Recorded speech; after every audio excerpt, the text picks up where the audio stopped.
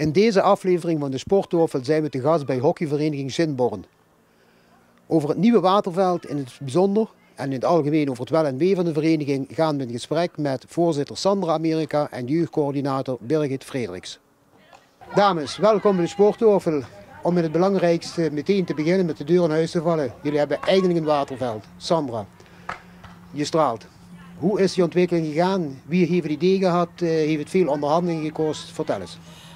Nou, een idee was het niet echt. Het was eigenlijk meer bittere noodzaak, omdat het veld al een paar jaar was afgekeurd door de hockeybond. Waarom? Dus, de onderlaag was niet meer goed en het was gewoon behoorlijk afgesleten. En het werd gewoon gevaarlijk om op het veld te hockeyen. En met name blessuregevoelig en dat wil je de kinderen niet aandoen. Dus goed, op een gegeven moment ga je kijken van hoe kunnen we het realiseren, wat kost het? Ja, dan val je toch even achterover als je die prijzen ziet en denk je van oeps. Waar heb ik het dan over, ongeveer? Birgit, haal het me even. €675.000. Dus ja, en goed, dan ga je kijken van hoe kunnen we het geld bij elkaar krijgen. Uiteindelijk is Cyril Doutsenberg, penningmeester van de vereniging, die is toch in gesprek gegaan met de gemeente. En na diverse gesprekken en in een raadsvergadering zijn we nog met een aantal leden binnengewandeld om ons verzoek kracht bij te zetten. En uiteindelijk heeft de gemeente geld gereserveerd en is dit prachtige veld komen te liggen. Het is nog niet helemaal af. In de herfstvakantie worden de parkeerplaats wordt nog aangelegd. Er moeten nog wat afwerkingen, maar na de herfstvakantie denk ik toch dat het ver klaar is. Ja, maar om duidelijk te zijn, de parkeerplaats die wordt er niet van water, hè? Die wordt niet van water, die wordt gewoon van steen. Ja. Birgit, jij als jeugdcoördinator, je hebt er dagelijks mee te maken binnen jouw functie. Hoe bevalt het? Wat vinden de kinderen ervan? Wat vinden de volwassen hockeyers ervan? Wat vind jij ervan?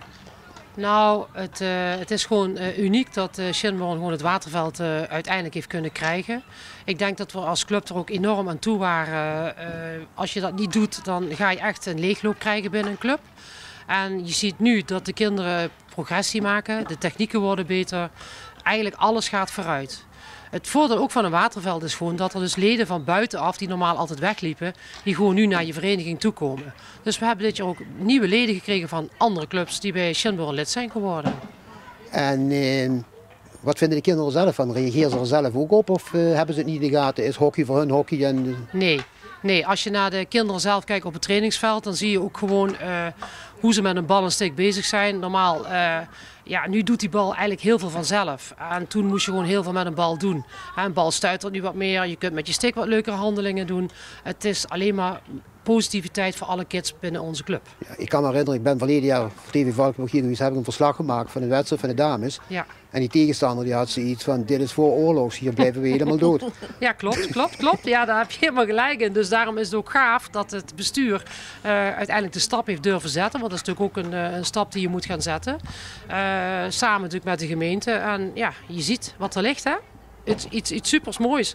Een topveld met een toplaag. Het kan gewoon niet beter. Hoe lang kan dat mee? Het gaat natuurlijk iets minder lang mee dan een zand ingestrooid veld. Dat gaat rond 10, 15 jaar mee. Ja, laten we 10 jaar zeggen. Dan, als we dat kunnen redden, dan zijn we al heel ver. Maar dan hoeft alleen maar de bovenlaag hoeft alleen maar de toplaag vernieuwd, de mat. Ja. En dan heb je het over? Ja, ik weet niet. Ik weet dat de vorige keer bij die andere toplaag die vernieuwd was, dat was ook wel rond de, volgens mij iets van 3,5, 4 ton. Dat is toch wel veel geld, maar dat weet ik, moet ik gissen, dus dat ga ik niet doen. Okay. Goed, de vereniging aan zich, als je nu kijkt, Sandra, jij bent al een paar jaar geleden bij je secretaris geworden, nu ben je voorzitter. Als je nu kijkt, 3 jaar geleden en naar het ledenaantal en nu, zeg je dan, er is sprake van een positieve ontwikkeling, negatieve ontwikkeling, neutraal? Het is stabiel, neutraal. Er gaan aan het eind van het seizoen vallen wel altijd leden af door studie of andere interesse of gewoon geen zin meer. Maar je ziet in de loop van het seizoen komt wel elke week gemiddeld 1 nieuw lid weer erbij. Dus aan het einde van de rit heb je eigenlijk net zoveel leden weer als dan dat je bent begonnen.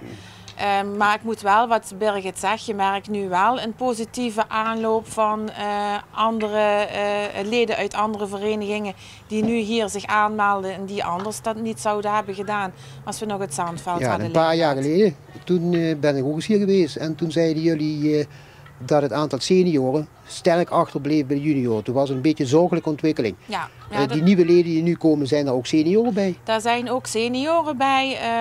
Gisteren werd me die vraag ook gesteld en ben ik even snel zo gaan rekenen. Volgens mij zijn we tussen de 5 à 6 nieuwe seniorleden. Maar ja goed, dat is in die paar weken? In die paar weken sinds dat we begonnen zijn. Maar dat is eigenlijk nog te weinig. We hebben 1 heren 1 team en 1 dames 1 team. Ja, en je wilt toch eigenlijk nog een heren of een dames 2 of een jong dames. Maar ja, dat is nog dromen in de toekomst. En hoeveel leden zijn er nu op dit moment? Wat ik van de week heb gezien in het ledenpakket zitten we nu op zo'n 308. Meer dan 300 leden? Ja. Dat is toch netjes. Ja. Birgit, hoe krijg jij dat allemaal geregeld als coördinator op zaterdag, wanneer er weer hopelijk binnen niet al te lange tijd gespeeld mag worden en er zijn massa's thuiswedstrijden, hoe plan je dat allemaal? Nou ja, dat plannen, dat doe ik gelukkig niet. Daar hebben we een wedstrijdsecretaris voor. Waar mijn taak is met name de coaches goed neerzetten en de trainers goed neerzetten. En als de coaches goed staan, dan gaan de wedstrijden vanzelf. En die zijn eigenlijk worden die allemaal gepland in het systeem dat wij hebben binnen onze website.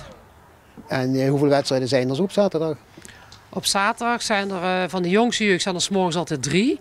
En dan elftallen hebben we ongeveer denk ik 4 of 5 stuks op een zaterdag altijd spelen thuis. Dus dat is echt van 's morgens tot... Ja, we zijn 's morgens om 8 uur zijn we hier. En dan zijn we klaar s'avonds 7 uur. Zo. Ja. De vereniging in totaliteit, de organisatie daarvan, dat gaat volgens mij goed, hè? Ja, ik moet zeggen, we hebben dus gewoon een heel fijn bestuur. Hoe lang ben je er al bij? Ik zit hier dus van 1983, dus ik ben bijna gepensioneerd. Nee, dat is een grapje, maar ik heb natuurlijk heel wat besturen meegemaakt.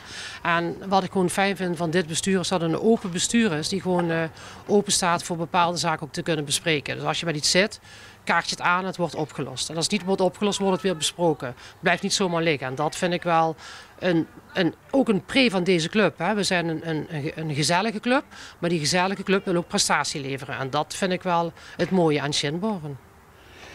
En het vlaggenschip, dames 1. Ja.